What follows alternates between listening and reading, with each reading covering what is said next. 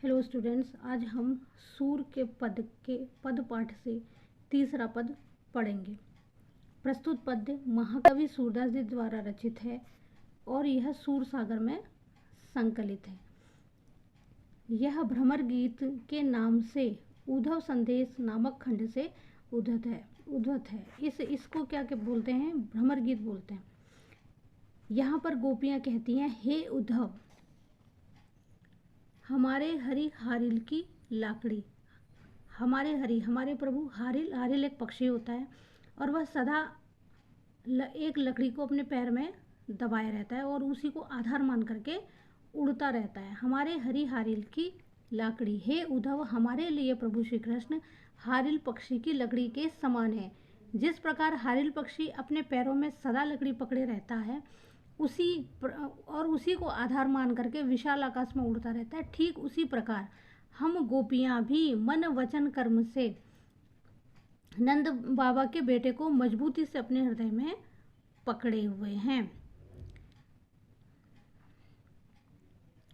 मन क्रम वचन नंद नंदन उर कर दृढ़ करी पकड़ी। मन क्रम और वचन से नंद के बेटे को हमने दृढ़ता के साथ पकड़ रखा है।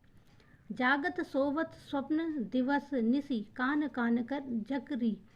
जागत सोवत, जागते सोते, स्वप्न में, दिन में और रात में हम हमेशा काना काना का नाम ही जपती रहती हैं। सुनत जोग लागत है ऐसो जो करुई ककरी। सुनत जोग का उपदेश सुन करके हमको ऐसा लगता है जैसे कि हमने कोई कड़वी ककड़ी खा ली हो। तुम्हारा ज्ञान, तुम्हारे योग का ज्ञान इस प्रकार है कि जैसे हमारे लिए कड़वी ककड़ी को कोई ग्रहण नहीं करता है, उसी प्रकार हम तुम्हारे योग के ज्ञान को ग्रहण नहीं कर सकती। सूतो व्याधि हमको ले आए, देखी सुनी न करी। तुम तो हमारे लिए ऐसा रोग ले आए हो। व्याधि माने रोग। तुम तो हमारे लिए ऐसा रोग ले आए हो जिन्हें न ही कभी हमने देखा है और न ही हमने उसको सुना है और न ही उसका भोग किया है। यानी कि ज्ञान, जोग और ज्ञान जो तुम हमारे लिए ले आए हो उससे वो तो हमारे लिए एक रोग के समान है, जिसे न हमने कभी देखा है और ना ही सुना है। ऐसा गोपियाँ कह रही। यह तो सूरत नहीं ले सौंपो जिनके मन चक्री। सूरदास जी कहते हैं, यह तो सूरत नहीं सौंपो। सूरदास जी कहते हैं कि ये गोपियाँ कह रही कि हे उद्धव, तुम अपना यह योग साधना के ज्ञान के रोग को उन लोगों को सौंपो जिनका मन चक्री की तरह सदा इधर से उधर घूमता रहता है। इस पद में भाव सौंदर्य है। प्रस्तुत पद में गोपियों के मन में श्री कृष्ण के प्रति पूर्ण निष्ठा, श्रद्धा और समर्पण की भावना व्यक्त हुई है। इस पद में गोपियों के मन में श्री कृष्ण बसे हुए हैं और योग ज्ञान के लिए उनके मन में कोई स्थान नहीं है।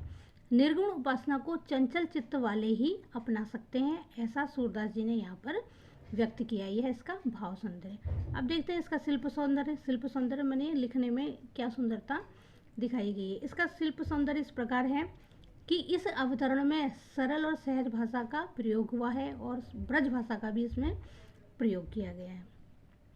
इसमें निर्गुण उपासना को चक्री के समान चंचल और अस्थिर चित्त वालों के लिए उपयुक्त माना गया है। चक्री के समान हृदय वालों के लिए योग ज्ञान की साधना को उपयुक्त माना गया है। इसमें गेयता है और लय का समावेश है। शब्दों का चयन भावाभिव्यक्ति हेतु सार्थक और सटीक है। सुनत जोग लागत ककरी। सुनत जोग लागत ककरी। देखो, सुनत जोग लागत है ककरी। इसमें उपमा अलंकार का प्रयोग किया है। ककड़ी को जोग के साथ उपमा की गई है। ककड़ी की उपमा जोग के साथ यहाँ पर की गई। संपूर्ण पद में अनुप्रास और पुनरुक्ति प्रकाश अलंकार की छटा बिखरी हुई। यहाँ पे अनुप्रास अलंकार है और पुनरुक्ति प्रकाश अलंकार है। Thank you for watching.